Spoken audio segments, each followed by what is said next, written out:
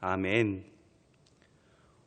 오늘 베드로전서 2장 말씀을 통해서 말씀을 깨닫는 지혜와 응답받는 기도의 은총이 우리에게 넘치게 될 줄로 믿습니다. 우리는 지금 베드로 전서를 읽고 있습니다. 베드로 전서는 그냥 신약 성경 뒤에 있는 책, 그냥 몇 장 안 되는 작은 책이 아니라 예수님을 가장 가까이에서 공생의 기간 동안 함께했던 제자의 고백, 그리고 그분들 통하여 변화된 그분에게 마음을 빼앗긴 자 마데테스, 제자라는 뜻은 마음을 빼앗겼다는 뜻이거든요. 그에게 마음을 빼앗겨서 그와 동행했던 베드로라고 하는 한 제자의 고백이자 그가 전한 복음이 바로 베드로 전서라고 했습니다. 그래서 베드로 전후서가 분량은 적지만 베드로는 성경을 쓰라고 부름받은 사람이 아니라 전하라고, 말씀으로 선포하라고 부름받았기 때문에 그가 분량이 적은 것이지 내용이 바울보다 뒤지는 것은 절대로 아니다. 그래서 우리가 베드로 전서 후서를 읽을 때는 아주 정말 예수님의 삶을 곁에서 지켜봤던 사람의 생생한 증언록을 읽듯이 그렇게 읽어야 된다는 말씀을 드렸습니다. 베드로가 그래서 설교를 하는 게 주업이기 때문에 성경을 쓰는 일이 별로 없었어요. 근데 왜 썼다고 그랬어요? 네로 황제의 박해가 흩어진 나그네들, 이 디아스포라 유대인들에게 큰 위협이 되었기 때문에 그 위협 가운데에 소망을 주기 위해서 그들에게 예수님을 옆에서 보았더니 내가 이런 분이더라 라고 하는 생생한 증언을 통해서 그 초기 기독교인들에게 소망을 주고 다시 한번 이겨낼 수 있는 승리에 대한 그 마음속에 기대감을 주기 위해서, 믿음을 더하기 위해서 쓴 책이 바로 베드로 전후서입니다. 그래서 베드로는 원래 편지를 쓸 생각이 없었는데, 글을 쓰는 게 주업이 아닌데 상황이 너무나 지금 급박해졌기 때문에 베드로가 이 편지를 썼다라고 하는 이야기를 우리가 어제 나눴습니다.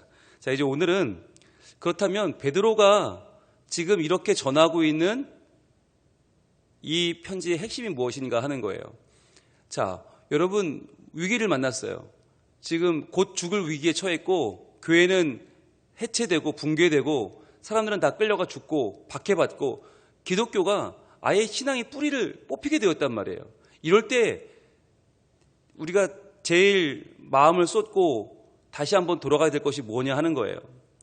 오늘날 교회가 존재에 대한 질문을 받고 존재에 대한 위협을 느끼고 있는 이때에 과연 우리가 어디로 들어갈 거냐라고 하는 거예요. 과연 교회가 누구에게 어필해야 되는가? 과연 무엇을 붙잡고 무엇에 호소해야 되는가라고 하는 것. 위기의 때에 교회가 이겨낼 수 있는 승리의 길은 어디 있는가라고 하는 질문을 지금 이 베드로전서 2장은 답하고 있습니다. 먼저 1절 같이 읽겠습니다. 그러므로 모든 악독과 모든 기만과 외식과 시기와 모든 비방하는 말을 버리고, 이렇게 시작을 해요. 자, 여러분 모든의 동그라미 해보세요. 모든 악독, 또 모든 기만, 또 모든 비방하는 말, 세 가지가 들어있어요. 모든이란 말이 3번 들어갔다는 말은 뭐냐면 한 절 안에 3번은 이거는 강조를 넘어서서 절대로라는 뜻이에요. 완전히, 철저히, 절대로. 부분적으로 하는 말이 아니라 정말 이건 해야 된다. 그런데 여기서 말하는 악독, 기만, 외식, 시기, 비방하는 말, 여러분 이게 뭘까요? 여러분 이게 뭐냐면 사람이 궁지에 몰리면요 악만 남아요. 그러니까 처음에는 예수님을 믿고 예수님을 전하고 복음을 증거했던 일들이 초대교회 교인들에게는 뿌듯함이었고 자부심이었고 기쁨이었어요. 영광이었어요. 그런데 예수를 믿으면 믿을수록 너무 불편해지고 출교당하고 사회적으로 매장당하고 로마가 박해를 하니까 사람들 마음속에 점점 뭐가 생기냐면 전투에 대한 전쟁의식이 생기고, 그러면서 이것이 삶을 피폐하게 만들고 점점 삶이 행복하지 않았던 거예요. 그러니까 자꾸 무슨 생각이 드냐면 우리를 박해하는 자들에 대한 미움이 쌓이고, 그러니까 그들이 우리를 미워하는 것과 우리가 그들을 미워하는 게 차이가 없어지는 거죠. 그러면서 점점 똑같은 사람이 되어버리는 거예요. 점점 메말라가고 점점 그 마음속에 악독과 기만과 외식과 시기와 비방하는 말이 쌓여가는 거예요. 그러다 보니까 이게 예수 믿는 사람인지 안 믿는 사람인지 구별이 안 되는 거예요. 이게 위기를 당했을 때 인간의 모습이에요. 점점 메마르고 점점 각박해지고 점점 바닥을 치면서 이게 믿음이라는 것이 보이지 않는 거죠. 그래서 이게 우리 속에 너무 많이 쌓였다는 거예요. 그래서 악독이란 말, 악독은 뭐냐면 남을 해하려는 무자비한 악이에요. 그러니까 이 로마 병정들에 대해서 우리가 어떻게든 저들을 죽여서 우리가 살아남아야겠다. 여러분 이런 마음, 상대방을 죽여서 내가 살자. 이게 악독이라는 거예요. 그럼 기만이라고 하는 거, 모든 기만 돌로스란 말인데 이 돌로스란 말은 뭐냐면 믿기, 덫, 올가미 이런 뜻이에요. 속여서 동물을 잡는 데 쓰이는 미끼나 덫이나 올가미를 돌로스라고 하는데, 그래서 이 기만은 가짜라고 보시면 돼요. 가짜. 상대방을 속이는 거.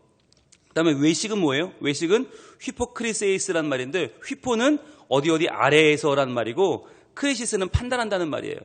그래서 휘포크리세이스는 외식이란 말은 아래에서 판단한다. 즉 상대방한테는 위에서 판단하는 것처럼 말하면서 실제로는 아래에서 판단하는 거. 겉과 속이 다르게 판단하는 거죠. 상대방을 겉과 속이 다르게 보는 거. 그 다음에 시기라는 말. 시기는 열등감에서 나오는 행동인데요. 타인이 잘 되는 것을 방해하려는 행위. 그러니까 상대방이 잘 되는 걸 방해하는 거. 그게 이제 시기예요. 시기. 그러니까 시기는 상대방이 1등하는 걸 보면서 쟤는 1등이네 나는 2등이네. 이게 시기가 아니라 2등이 상대방을 1등 못하게 막는 거. 방해하는 거. 그래서 상대방을 떨궈버리는 거. 그러다가 내가 1등이 되면 좋고 아니면 같이 탈락하면 더 좋고 뭐 이런 거죠. 이런 못된 마음들. 그 다음에 비방하는 말이라는 말은 무엇을 대항하여 하는 말이라는 뜻이에요. 무엇을 대항하여 말을 하다. 그 온갖 종류의 중상, 모략, 악담 이런 거죠. 자, 그런데 어떻게 초대교회가 이런 것을 가지고 있었을까? 어떻게 이런 모습이었을까? 여러분 한번 상상해 보세요. 얼마나 아팠으면, 얼마나 괴로웠으면, 얼마나 힘들었으면. 여러분 이게 사람이에요. 사람이란 궁지에 몰리고 위기에 몰리고 힘들면 자꾸 이런 것이 나오게 되어 있어요. 그런데 베드로는 이러한 것들을 완전히 버려라. 완전히 버려라. 모든 거 완전히 버려라 라고 말하는데, 그런데 문제는 뭐예요? 이게 버려집니까? 버려지지 않아요. 버려지지 않아요. 자, 그런데 어떻게 이런 말을 해요? 여러분 힘들어 죽겠는 사람한테 야, 너 힘든 마음 갖지 마. 너 어려운 마음 갖지 말고 소망을 가지고 긍정적으로 생각해. 이게 안 되잖아요. 자, 그런데 그는 어떻게 이런 말을 하는가? 방법이 있기 때문이에요. 2절 한번 볼게요. 갓난 아기들 같이 순전하고 신령한 젖을 사모하라 그랬어요. 자, 모든 악독과 기만과 외식과 시기와 모든 비방하는 말을 버릴 수 있는 방법이 뭐냐? 그것들에게 주목하면 못 버려요. 내 힘든 상황을 자꾸 주목하면, 내 문제를 묵상하면 내 이 악독한 마음과 시기와 질투와 이 비방을 버릴 수가 없어요. 그럼 우리가 무엇을 사모해야 되는가? 버린 대신에 사모해야 될 게 필요한데 뭘 사모하는가? 바로 갓난 아기들 같이 순전하고 신령한 젖을 사모하라. 갓난 아기들이 여러분 젖을 사모하는 거 얼마나 사모하는지 한번 키워보셨잖아요. 아시죠? 아기들이 젖을 어떻게 빨아요? 있는 힘껏 빱니다. 그렇죠. 그래서 엄마들이 젖이 아플 정도예요. 그러니까 얼마나 심하게 빠는지. 여러분 아기들이 젖을 빠는 거 보면 정말 신기할 정도로 야, 얘가 살려고 하는구나. 생존의 본능이 느껴져요. 그렇게 젖을 빨아요. 자, 그런데 그러면 그 갓난 아기들 같이 젖을 사모하라고 했는데 여기서 말하는 순전하고 신령한 젖이 뭐냐? 두 가지 의미가 있는데 이게 이 문장의 의미가 있고 또 여기 해석하는 의미가 있는데 이 문장의 의미를 먼저 알아야 돼요. 여러분 순전하고 신령한 젖이 뭐예요? 순전하고 신령한 젖. 네, 어떤 젖이 그런 젖이에요? 자, 여러분 원래 이 말을 할 때에 베드로가 썼던 표현의 의미는 1차적으로 뭐냐면, 자, 순전하고라는 말이 아돌로스거든요. 아돌로스인데 아까 1절에 나온 기만 있었죠. 기만, 모든 기만할 때 기만이 돌로스였어요. 돌로스. 이게 믿기, 덫, 올감이었죠. 속이는 거. 이 돌로스였어요. 그런데 여기에 아니다라고 하는 부정하는 말 아를 붙이면 이게 아돌로스예요. 그 순전하다는 말은 뭐냐면 기만하지 않는다, 속이지 않는다는 뜻이에요. 속이지 않는다. 그게 뭐예요? 상대방을 속이려고 주는 가짜가 아니라 진짜란 말이죠. 진짜다라는 말이고. 자, 그러면 신령한이란 말은 뭐냐면 로기코스라는 말인데, 로기코스는 우리가 알고 있는 뭐 신령한 신령님, 정말 막 이상한 영적인 그런 게 아니라 이성적인, 합리적인 이란 뜻이고 적합한이라는 뜻이 있어요. 적합한. 그리고 우리가 생각하는 신령하다라는 뜻이 이게 우리가 동양 관점에서 생각하는 신령하다는 말하고는 달라요. 이성적이고 굉장히 합리적이고 그리고 적합하다는 뜻이에요. 그 당시 헬라 문화권에서 철학이 바탕이 된 헬라 문화권에서 신령하다는 뜻은 합리적이란 말이거든요. 자, 그런데 그럼 여기서 말하는 그럼 신령하다는 뜻도 적합한이에요. 즉 아이에게 맞는, 신생아에게 적합한. 그러니까 있는 그대로 해석하면 순전하고 신령한 젖은 아기를 속이지 않고 아기에게 적합한 젖이에요. 그럼 무슨 말일까요? 이게 한마디로 말하면 공갈 젖꼭지가 아닌 이란 뜻이에요. 진짜 엄마 젖이란 뜻이에요. 아기들에게 엄마가 젖을 2시간마다 깨서 먹이기가 힘드니까 아기가 울면 엄마 젖을 주기가 너무 시간이 없고 불편하면 공갈 젖꼭지를 입에 꼴잖아요. 그럼 아이가 그걸 물고 일단 좀 잠깐 달래지잖아요. 엄마 젖인가 싶어서 잠깐 이제 애들이 견뎌내는데 그러한 식의 공갈 젖꼭지를 우리 초대교회 교인들의 입에 베드로는 꽂아 넣지 않겠다는 거예요. 그 공갈 젖꼭지가 뭘 의미합니까? 이게 헛된 소망이에요. 이게 그릇된 망상이에요. 야, 괜찮아. 금방 좋아질 테니까 걱정하지 마. 이런 거 있잖아요. 야, 다 잘 될 거야. 다 잘 될 거야. 야, 이번 올해 안에 잘 될 거야. 내년이면 잘 될 거야. 그 다음이면 잘 될 거야. 이런 식으로 마치 재림의 때를 예언받았다. 언제는 꼭 이루어질 거다라고 말하면서 마치 사람들에게 지금만 참으면 된다고 말하는 시한부 종말론. 다미 선교회라든지 수많은 이단과 수많은 사이비들이 해왔던 그 짓. 지금만 넘으면 잘 될 거야 라고 하는 그 공갈 젖꼭지 물지도 말고 물리지도 말라는 거예요. 공갈 젖꼭지 하지 마라. 그러니까 이 순령하고 신령한 젖을 사모하라는 말은 공갈 젖꼭지 말고 진짜 젖을 사모하라는 뜻인데 그러면 그 진짜 젖이 뭐냐면 이는 그로 말미암아 너희로 구원에 이르도록 자라게 하려 함이라. 이렇게 말해요. 자, 그로 말미암아 구원에 이르도록 자라게 하는 것. 여러분 공갈 젖꼭지 문다고 애가 자라요? 그거 문다고 지금 당장은 눈물은 그칠지 모르나 그거 먹는다고 아이는 전혀 자라지 않죠. 즉 그거는 임시방편이에요. 임기응변이지 그게 아이에게 절대로 좋지 않죠. 그러니까 뭘 말하는 겁니까? 우리를 구원에 이르도록 자라게 하는 양식이 있다는 거예요. 진짜 양식이 있다. 그 진짜 양식을 너희가 알아요, 몰라요? 알아요. 그게 3절이에요. 너희가 주의 인자하심을 맛보았으면 그리하라. 너희가 주의 인자하심을 맛보았어요. 아직 못 본 게 아니에요. 지금까지 신앙을 지키고 살고 있다는 건 뭐예요? 주의 인자하심. 여기서 말하는 주가 인자하시다라고 하는 이 말, 이게 이 초대교회 신앙 고백이거든요.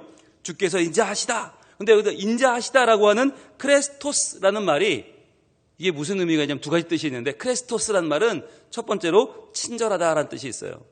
즉 주께서는 친절하시다. 그런데 이 친절함이 단순한 어떤 성품이라든지 어떤 성격이라든지 행동에서 나오는 걸로 끝나는 게 아니라 여기서 말하는 크레스토스의 또 하나까지 더 중요한 의미는 뭐냐? 유용하다는 거예요. 쓸모있다. 이것은 유효하다. 효과가 있다는 뜻이에요. 즉 주님은 우리에게 어떤 분이냐? 친절하신데 그 친절이 단순한 우리의 기분을 좋게 하는 게 아니라 유용한 것이다. 효력이 있다. 즉 그분은 죄인된 우리를 구원에 이르게 하는 효력이 있는 분이다.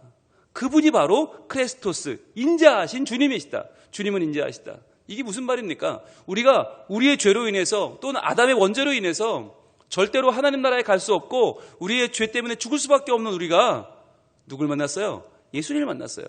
그래서 그 예수님께서 우리에게 긍휼을 베푸셨고 그분이 우리에게 친절하게 대해 주셨는데 그 친절은 우리의 영혼을 살리고 구원에 이르게 하는 유용한 예수 그리스도의 은혜의 은총이 되었다는 거죠.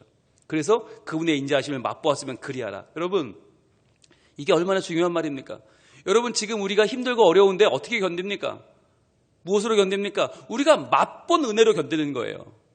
여러분 우리가 맛본 은혜, 우리가 맛본 그리스도의 친절하심과 유용하심이 있단 말이죠. 그것 때문에 견디는 거예요. 여러분 그런 광고 기억나세요? 그래 이 맛이야. 기억나세요? 예, 국민 어머니 김혜자 씨가 국물을 한 그릇 딱 드시고는 그래 이 맛이야. 여러분 거기 뭘 느끼세요? 어머니의 맛, 그죠? 우리 어린 시절 먹었던 어머니의 그 조미료 하나도 안 넣은, 실제로는 조미료 광고인데, 그죠? 근데 조미료 하나도 안 넣은 어머니의 그 깊은 맛이 느껴지지 않아요? 그 맛을 봤기 때문에 맛을 아는 거잖아요. 그런데 이 당시에 맛을 못 본 사람들도 있었다는 거죠. 그럼 그 사람들은 뭘까요? 주의 인자하심을 맛보지 못한 사람들은 누굴까요? 둘 중 하나죠. 여러분, 입맛이 없다는 건 뭐예요? 아프다는 거예요. 몸이 건강하지 않다는 거예요. 사람이 몸에 병이 걸리면 입맛부터 없어집니다. 아무것도 못 먹습니다. 두 번째는 뭐예요? 맛을 못 느낀다는 건, 맛을 사모하지 않는다는 건 뭐예요? 다른 간식을 먹고 있다는 거예요. 다른 쓸데없는 간식에 내 입이 팔려 있으면 내가 식욕이 떨어집니다. 그러니까 우리가 하나님의 은혜, 주의 인자하심을 사모하지 않고 있다는 건 뭐예요? 내가 그 밖에 세상의 다른 것으로 나의 욕구를 지금 채우고 있다는 거예요. 잘못된 방향으로 가고 있다는 거예요. 그래서 이 두 가지를 우리가 조심하고 다시금 돌아와야 되는 거죠.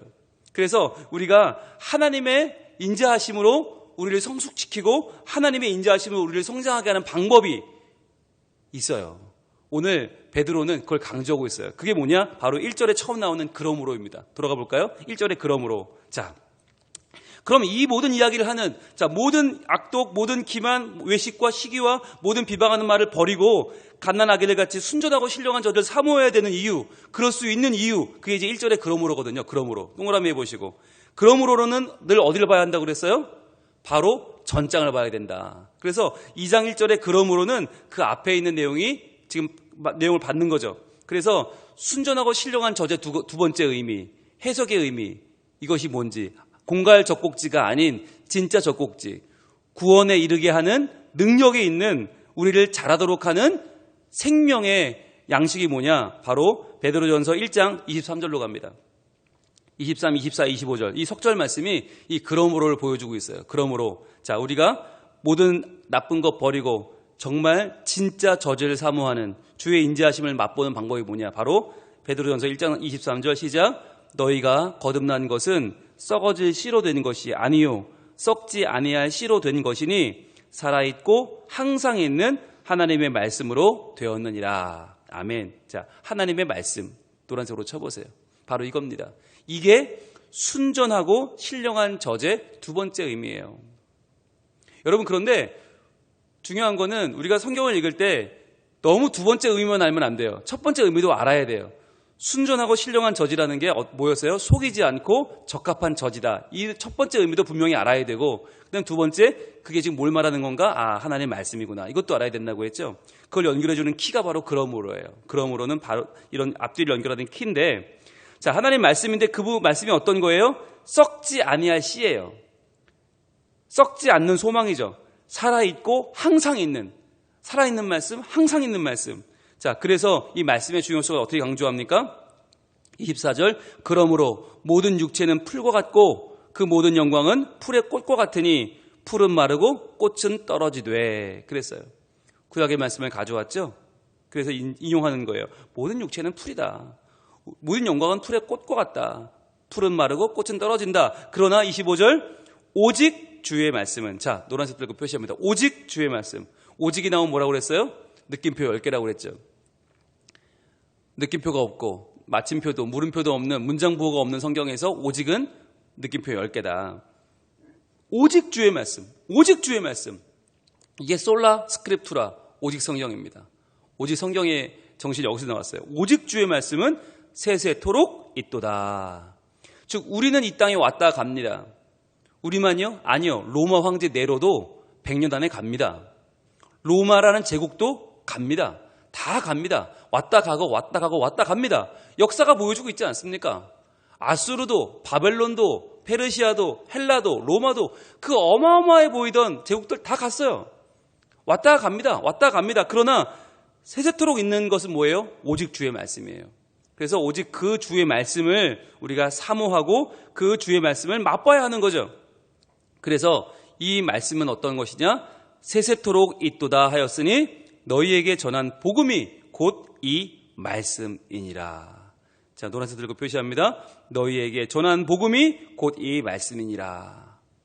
여러분, 이게 오늘 뭘 보여주냐면, 말씀이라고 할 때는 우리는 기록된 말씀만, 성경 기록된 말씀만 우리는 말씀이라고 믿어요. 그런데 오늘 베드로는 뭐라고 하냐면 너희에게 전한 복음이 이 말씀이다. 너희에게 전한 복음은 뭐예요? 이게 두 가지 의미가 있죠. 하나는 선포된 말씀이죠. 전한 복음. 너에게 전한, 베드로가 지금까지 전하고 한 번 설교하면 3,000명, 5,000명 회개했던 그 놀라운 전했던 선포된 말씀이 바로 복음이고, 또 한 두 번째 의미는 뭐예요? 바로 살아있는 복음이신 예수님이에요. 복음 그 자체이신 예수님이에요. 그래서 너에게 전한 복음은 두 가지 의미, 선포된 말씀과 그리고 예수 그리스도. 곧 이 말씀이라, 말씀은 기록된 말씀. 이 세 가지가 하나라는 거예요. 그래서 우리가 항상 성경, 오직 성경이라고 할 때는 세 가지입니다. 기록된 말씀, 이 책만을 말하는 것이 아니라 여러분 책이 그냥 책으로 지나가면 아무 의미가 없어요. 이 책이 선포되어야 하고, 선포될 때는 누가 전해줘야 됩니까? 예수님이 전해줘야 되는 거예요. 그래서 말씀이 선포되고 기록되고 그 중심에 예수님이 계실 때 그 세 가지가 바로 오직 성경, 오직 주의 말씀이라고 할 때 그 말씀이 되는 것입니다. 이 말씀만이 우리에게 세세토록 있어서 그 말씀으로 우리가 구원을 받는다는 것을 믿는 것이 그러므로 넘어와서 오늘 악독을 버리고 기만과 외식과 시기와 비방하는 말을 버릴 수 있는 힘이 되고, 그리고 갓난아기들 같이 순전하고 신령한 젖, 속이지 않고 공갈적 꼭지가 아니고 우리에게 적합한 젖을 사모할 수 있게 만들어주는데, 그것이 우리를 구원에 이르게 하고 우리 주의 인자하심을 맛보게 하는 힘이다. 그것이 바로 주의 말씀이다. 이것이 오늘 베드로가 우리에게 전해주고 있는 소망의 말씀입니다. 현재 어려움을 이겨낼 수 있는 길, 그것은 처세술을 공부하는 일이 아닙니다. 그것은 사람의 심리라든지 아니면 이 세상의 현상을 연구해서 이겨내는 것이 아니라 하나님의 말씀에 집중하는 것. 우리의 모든 약함을 이기기 위해서 우리에게 오신 예수 그리스도, 그분을 전하는 말씀과 그분을 기록한 말씀에 우리의 마음을 다시 한번 쏟는 것입니다. 그렇게 됐을 때 갓난아기 같은 연약한 우리가 공갈적 꼭지, 그냥 쉽게 스쳐 지나가는 위로, 소망, 웃고 넘어가는 순간의 웃음으로 때우는 것이 아니라 진실한 하나님의 구원 계획 속에 동참하여 진정한 하나님의 은총을 누리고 하나님의 영광 가운데 다시 한번 살아가는 우리의 참된 소망을 이 말씀 안에서 발견하게 될 줄로 믿습니다. 기도하겠습니다. 하나님, 오늘 베드로 사도가 말하고 있는 순전하고 신령한 젖, 바로 공갈적 꼭지가 아닌 진짜 젖꼭지, 우리를 구원에 이르게 하는, 자라게 하는 힘이 있는 그 진짜 하나님의 인자하심, 그것이 바로 예수 그리스도요, 그것이 바로 말씀이라고 오늘 베드로 사도는 외치고 있습니다. 주님, 이 하나님의 말씀, 선포되는 말씀, 기록되는 말씀, 그리고 예수 그리스도, 이 존귀한 말씀을 다시 우리 마음에 품어서 우리가 이 말씀으로 말미암아 위기의 때에 우리를 빠져들게 하는 모든 악독과 모든 기만과 외식과 시기와 모든 비방하는 말을 버리게 하여 주시고, 오직 주의 인자하심을 맛보았으니 그 주의 인자하심을, 친절하시고 유용하신 그 예수님을 저희들 더욱 믿고 의지하고 전하게 하여 주시옵소서. 그리하여 오늘도 이 어려움의 때에 저희들이 하나님을 향한 진정한 소망을 품게 하시고 말씀으로 말미암아 이 위기를 이겨내고 승리하고 주님 편에서 개가를 부르는 하나님의 백성들 다 되게 하여 주시옵소서. 오늘도 주님만을 의지하오니 주여 우리의 삶 가운데 찾아오셔서 임재하시고 모든 어려움 가운데 승리하는 저희들이 되게 하여 주옵소서. 예수님 이름으로 기도합니다. 아멘.